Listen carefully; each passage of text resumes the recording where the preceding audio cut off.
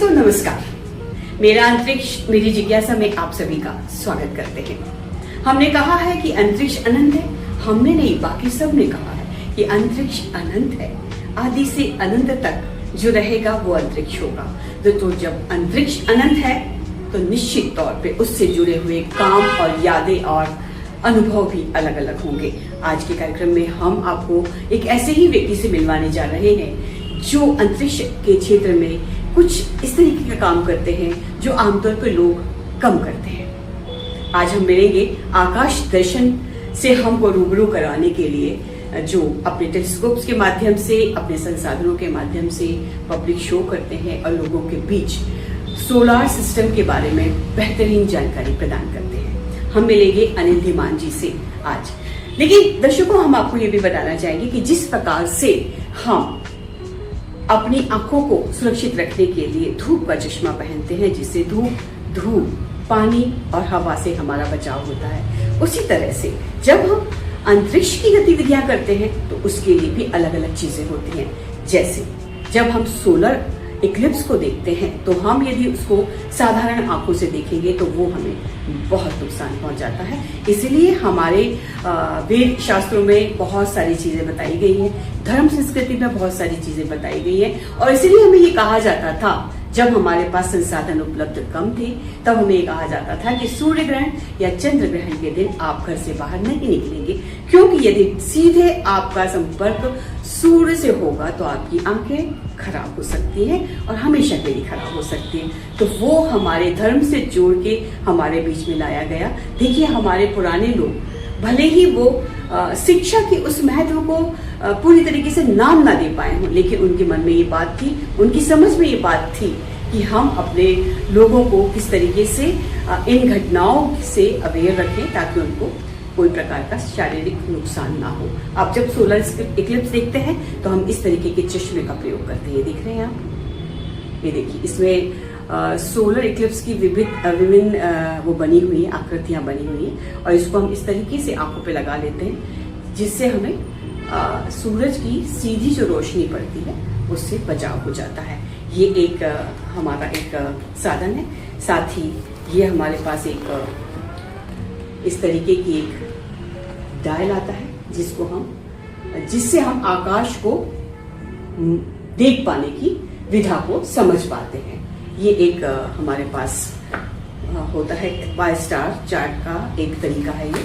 और साथ ही जिस तरीके से हम कभी सफर पे जाते हैं, कभी हम अपनी शिक्षा की परीक्षाएं देते हैं तो हमें गाइड की जरूरत पड़ती है, उसी तरीके से एक गाइड ये भी होती है जिसको हम स्काई गाइड कहते हैं। स्काई गाइड में आपको तारों की, ग्रहों की और सारे जो ब्रह्मांड में मौजूद नक्षत्र, तारे, ग्रह हैं वो हमें यहाँ पे समझने को बताया जाता है कि किस तरीके से आप उस चीज को समझ सकते हैं। समझने के लिए बहुत जरूरी है, क्योंकि देखिए इतना लंबा चौड़ा इसका हिसाब किताब होता है जो हम वैसे नहीं समझ सकते, लेकिन यदि इसका हम अध्ययन कर लेते हैं तो हमें बहुत सारी चीजें क्लियर हो जाती है और हम बेहतर तरीके से स्काई को देख सकते हैं। क्योंकि जो स्टडी करते हैं उनके लिए बहुत ज्यादा डीप में जाना बहुत जरूरी होता है। जैसे ये है स्टार डायल, ये जिस स्थान पे हम लोग खड़े होते हैं उसी स्थान पे इसको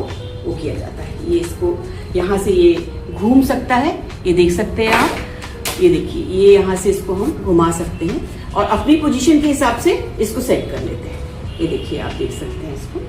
ऐसे ही इसमें ये सारी चीजें भी बनी हुई है जो हमें बार बार बताती है, समझाती है और हमको एजुकेट करती है। ये देखिए, तो ये सारी बातें हम इसके माध्यम से सीख समझ सकते हैं और देख सकते हैं कि स्काई आकाश दर्शन जो होता है वो एक बहुत ही नयनाभिराम फील्ड है। और मैं आपको ये भी बता दूं कि जब हम टेलीस्कोप के माध्यम से चंद्रमा को देखते हैं तो हमें ये बताया जाता है वैज्ञानिक आधार पर कि जब आप चंद्रमा को टेलीस्कोप से देख लेंगे तो अब आप किसी को चंद्रमुखी कहने की भूल मत करिएगा, क्योंकि जब हम टेलीस्कोप से देखते हैं तो चंद्रमा हमें बहुत ही ऊबड़ खाबड़ और गड्ढों से भरा हुआ दिखाई पड़ता है। उसकी सरफेस बहुत खुरदुरी होती है और बहुत गड्ढे हैं।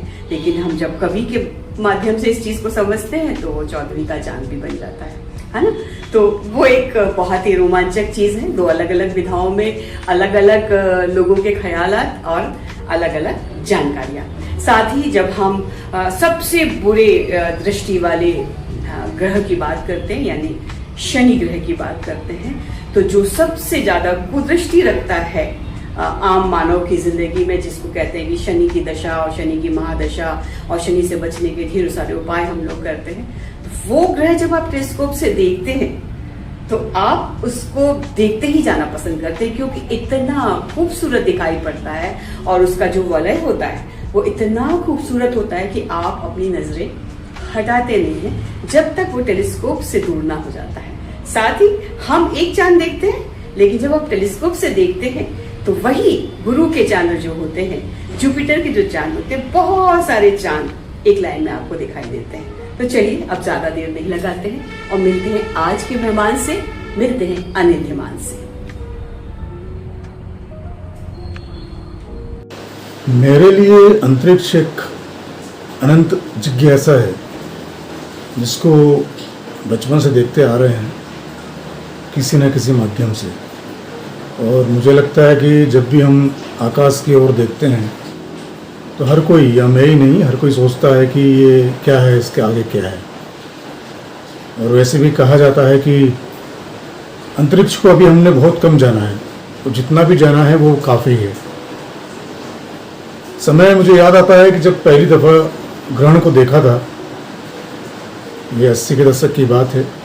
उसके बाद पुच्छल तारा, जिसको हम बहुत वैसा इवेंट मानते हैं सामाजिक तौर पर, लेकिन कई बार ऐसा लगता था कि जो जानकारियाँ हमको मिलती थी स्कूल में, बस उसके बाद वो चीज़ें वहीं ख़त्म हो जाती थी। लेकिन उस वक्त का दौर और आज के दौर में अंतरिक्ष को जानने के बहुत सारे अलग अलग तरीके हो गए हैं। क्योंकि हमारे समय में तो एक लाइब्रेरी हुआ करती थी जो सरकारी, उसी पर हम डिपेंड हुआ करते थे, लेकिन कोई बताने वाला, समझाने वाला उस वक्त हमें नहीं मिला। अंतरिक्ष की कई जानकारियाँ उस वक्त अधूरी रही, लेकिन अभी धीरे धीरे जब ये काम करने लगे तो अंतरिक्ष को जानने समझने का बहुत मौका मिला। और उसी की वजह से जो भी थोड़ा बहुत हम कर पाते हैं, कर रहे हैं। जो कुछ भी हैं आज हम धरती में, जो जीवन है या जो भी बात करें, तो हम वैसे देखा जाए तो एक स्टार प्रोडक्ट हैं। हम सब में वो सब चीज़ें हैं जो एक स्टार में होती हैं, चाहे वो कोई भी जानवर हो या कोई भी जीव हो या इंसान हो, ये धरती, सब कुछ हम एक ही चीज़ से बने हुए हैं। अब ये होता है कि कई स्कूलों में, कॉलेज में जब हम कार्यक्रम करते हैं, टेलीस्कोप की बात करते हैं और अंतरिक्ष की बात करते हैं, जो भी सामान्य जानकारी होती है, तो वो सारी चीज़ें जब हम उनसे पूछते तो उनके लिए एक अचंभित करने वाली चीज़ें हो जाती है, जबकि वो बहुत सामान्य बेसिक ज्ञान की चीज़ें हैं। तो कई बार लगता है कि अंतरिक्ष को जानने समझने के लिए आपको थोड़ा आकाश की ओर देखना पड़ेगा, क्योंकि मानव जीवन तारों पे ही डिपेंड रहा है।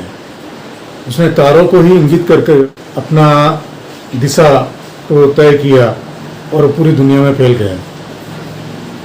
और तारे बाद में उनको किस तरह से डिस्क्राइब किया गया है कि वो तारे हैं या ग्रह हैं, प्लेनेट हैं, उनको देखने का श्रेय भी उन यायावर लोगों को ही जाता है, और ऐसे लोगों को जो चैलेंज लेते थे उस वक्त। और ये आज से 400 साल पहले गैलीलियो ने करके दिखाया कि जो टेलीस्कोप उसने परिष्कृत किया था, उसको उसने आकाश की ओर कर दिया।